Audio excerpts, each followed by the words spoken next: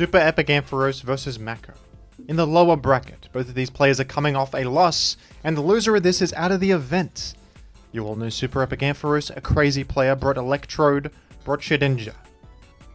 Perhaps the fan favorite here. Mako, though, is someone that could definitely take out Super Epic Ampharos. An outstanding player. Let's see how this goes. A unfortunate rock slide miss right there. That was a fantastic situation.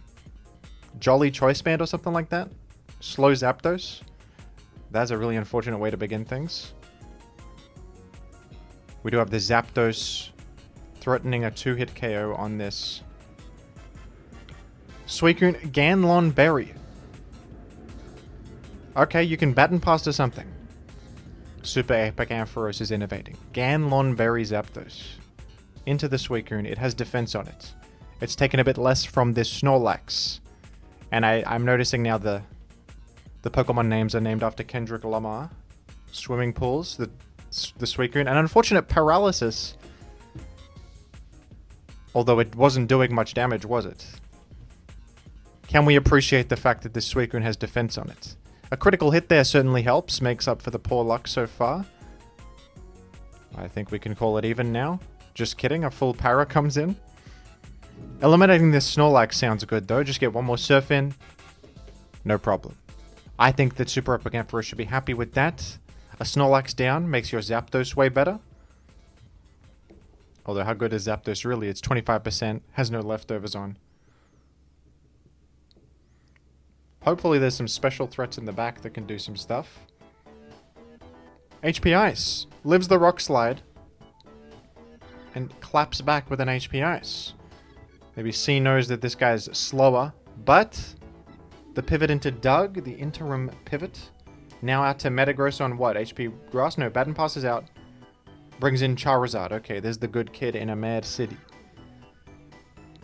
Substituting. Ah, Starmie answers that quite well. Belly Drum Zard! It's not hitting the EVs are wrong. The EVs are wrong. So Super Epic Ampharos, you have supposed to have hit 25 to get the berry. That would have swept maybe. The Zap was chipped. Oh my gosh. Oh my gosh. See, perfectly set up for that. It actually would have won the game, I think. Well, yeah, it would have one-hit Starmie. It's offensive Starmie. Oh my word. That is so unfortunate.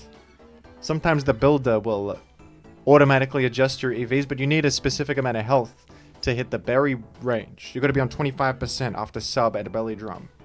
Oh, that sucks. Well, I suppose there's still a chance. With an Agile Metagross, there's always a chance. Never mind. Mako covered in on the boom. Oh boy. Zapdos obviously falls here to a simple Surf. Oh dear. Typhlosion in the back is just gonna be defeated. Sunny day. And it's a bad city indeed. A critical hit, salt in the wound. Can't even hit the sub. The Pataya Fairy. What is this? What is this? It would have worked too. If you just had one less HP IV, that would have worked. Oh boy. Okay, unfortunate start. But there's still gaming to be had here. One moment. YouTube has a mind of its own sometimes. It takes me away from my playlist. Put me back on my playlist where I belong. A DD Tire opener has forced out Zap. In comes a Suicune. That's not a good sign. You got no good Rock Resist, Super Epic Ampharos. No Flygon, no Swampert. You have a Claydol. Hyper Beam? Okay, well you dodged it. That's gonna KO Claydol. No, it didn't even. It didn't even KO. I thought that KO'd Claydol. Oh boy. I guess even if it hit, it wouldn't matter. It was recharging. It would have fallen to Earthquake. That miss didn't matter at all. Okay. Well, a bold choice from Mako there. Hyper Beam Tyranitar. And a Flamethrower crit is not irrelevant. That's 60%. What an awkward game so far. We're going Molt on the Molt and just trying to Flamethrower it down. That speaks of some desperation here. Oh, you have Rest. Never mind. It's genius. It's genius. You're back to health. You are back to health. Rest Molt, you don't see it too often. Water Mess likes this set. And here's Super Veganfer is bringing it. It can be good sometimes. Sometimes Molt vulnerable to the status. Another crit and a burn. Fortune smiling up on Mako right now. Oh boy. But it's not over yet, is it? The Zapdos entry is pretty solid here. Forcing out this Molt. Does Mako have a Spike setter? You would assume so, looking at the team. Molt, Tyranitar, you want Spike support. Jolt as well. Could be a Cloyster team from Mako. Cloyster would make sense alongside these. We'll have to see. A T-Wave trade. I think that Super Epicanthropus is much happier about that. With Jolteon paralyzed, it is way less threatening. And it's the damn Roselia. Let's go, folks. Okay, are we looking at HP Ice Jolt? Well, with this paralyzed, you can make a Spike for sure here. Your Aroma, you're in Zap. Beautiful. Oh, that's so good. I didn't even think about that. True, that's the whole reason you run Roselia. It has Aroma and Spikes. And Leech. And there's our layer. Forgive me, folks, the Spikes glitch. Allow the Rose to make its layer. Oh, this is... I love a Roselia. A Roselia bring is for the people. You pivoted on Rocks. That is so random, but Cloydle is getting extra value. I thought a Mash was coming down there. You try to Rock Slide the incoming Molt, but C goes to Claydol on the Rock Slide. It's Mind Games Central. Oh, how do you handle this Gengar? This is disastrous. And the Ice Punch, beautiful move. Predicting the Roselia, words I never thought I would say. Claydol back in. Sack it, okay. You want to preserve Roselia, of course. We're preserving the Rose. Every rose has its thorns, it's been said. Threatening a Thunder Wave. So Gengar probably wants to exit. Back to Jolt. Does C make a harebrained... Yes, a double switch! I knew it. I knew it. There is indeed a Cloyster. And a Rock Slide herself. Great minds think alike. 2 Rock Slide Metagrosses. Often you see Protect, like Mash EQ Protect Explosion, but Rock Slide's good for the Molt switch in, which is rising in popularity, right? And Zap switch in. Oh, unfortunate Stun Spore miss. That is the detriment of Roselia. It does not have an accurate paralysis setting move. Explode. You're happy with that trade. The Cloyster Explode hitting the Roselia for 25? That's not a bad trade. Okay, well, Super Epicanthropus is out of steam here. A little bit. What's the plan? Can't Thunder Wave. Got taunted there. Good move by Mako, because Mako switched out last time that this situation was happening. C went for the read, the HP Ice on what was expected to be incoming Jolt. Wary to click Thunderbolt. Now goes Jolt. And doubles back to Metagross. Good one, good one. There's a lot going on here. Now a Rock Slide could threaten Moltres. But an Earthquake could KO this Jolt. But Rock Slide mid-grounds Jolt too. And it's a full power. There was also a flinch chance on top of that. I agree with the click. It's good no matter what. It hits everything. Including the Jolt. With good odds to power flinch. That was a good click. But here's Molt now. You probably sacrifice your own one?